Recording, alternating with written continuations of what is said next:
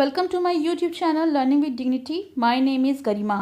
आज हम करेंगे class 3 Hindi NCERT Rimjhim book का पाठ 12 जब मुझको सांप ने काटा।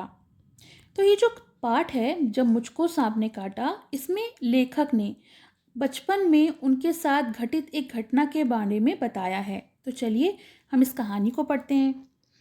एक दिन मैंने अपने अहाते में एक छोटा सा सांप रेंगते हुए देखा। अहाते होता है आंगन, और रेंगना यानी जमीन पर घसीटते हुए चलना। तो लेखक ने एक दिन अपने अहाते में एक छोटा सा सांप रेंगते हुए देखा। वह धीरे धीरे रेंग रहा था। मुझको देखते ही वह भागा और वहीं पर पड़े हुए नारियल के एक खोल में घुसकर छिप गया। नारियल का खोल होता है जो ऊपर का कड़ा भाग होता है नारियल का।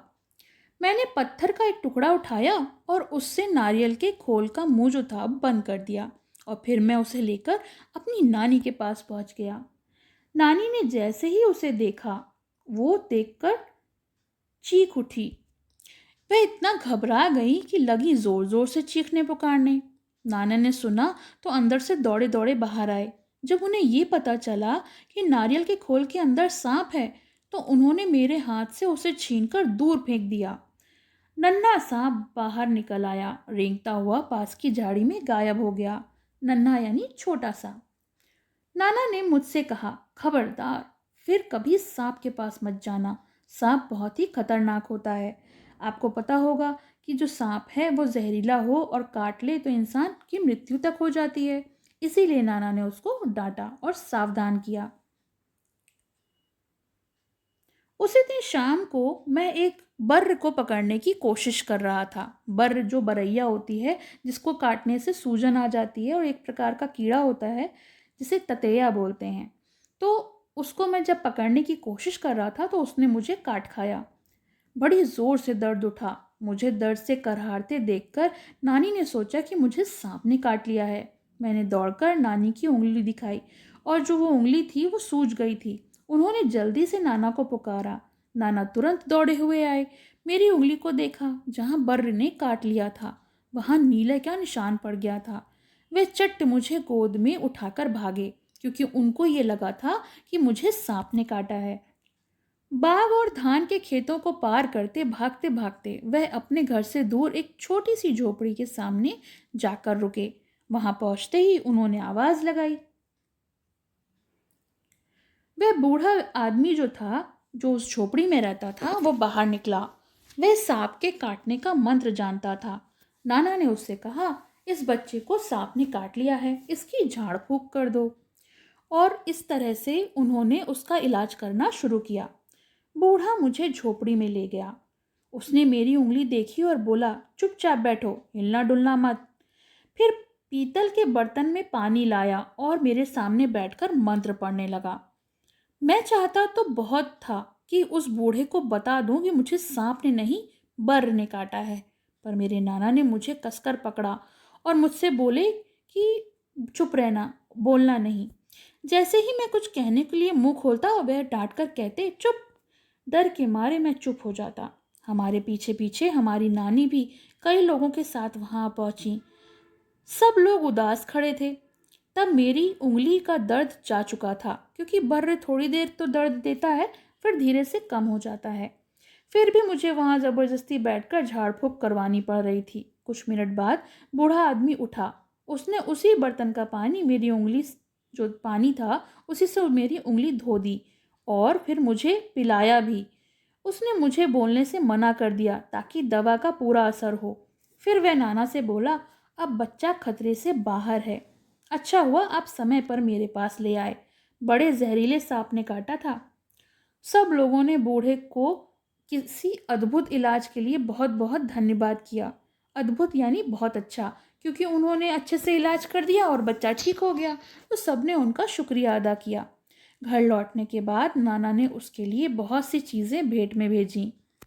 तो ये कहानी शंकर जी ने लिखी थी। चलिए कहानी के प्रश्नोत्तर देख लेते हैं। प्रश्न 1, नाना मुझे झाड़ फूंक वाले आदमी के पास क्यों ले गए? तो इसका उत्तर है, नाना पुराने विचारों के व्यक्ति थे। उन्हें तंत्र मंत्र पर अधिक विश्वास था। वे अपनी नाती से बहुत प्यार करते थे। यही बात है कि उन्होंने बिना लेखक से बात किए तुरंत भागते हुए तांत्रिक के पास पहुंच गए। मैं बूढ़े आदमी को क्या बताना चाहता था? तो उत्तर है, लेखक बूढ़े आदमी को बताना चाहते थे कि सांप ने नहीं बल्कि उन्हें बर्र ने काटा है। प्रश्न 3, जब सांप नारियल के खोल में घुस गया तो मैंने क्या किया था? मैंने ऐसा क्यों किया होगा?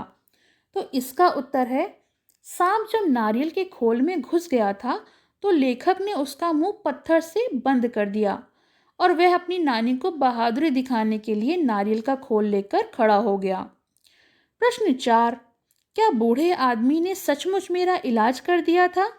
तुम ऐसा क्यों सोचते हो? तो उत्तर है, बूढ़े आदमी ने लेखक का इलाज नहीं किया था क्योंकि उसको सांप ने नहीं काटा था, लेकिन लेखक ने नाना नानी और गांव वाले के भ्रम का इलाज जरूर किया था क्योंकि वे लोग डरे हुए थे। प्रश्न 5, मुझे असल में सांप ने नहीं काटा था, फिर मैंने कहानी का नाम जब मुझको सांप ने काटा क्यों रखा? तुम इससे अच्छा नाम सोचकर बता सकते हो? तो उत्तर है, लेखक को भले ही सांप ने ना काटा हो, लेकिन पूरी कहानी सांप के काटने के आसपास घूमती है। नाना नानी सांप के डरने के कारण सीधे बच्चे को तांत्रिक के पास ले गए। कहानी को और भी नाम दिए जा सकते हैं, जैसे इलाज हो सांप का, अंधविश्वास, तांत्रिक की शक्ति आदि।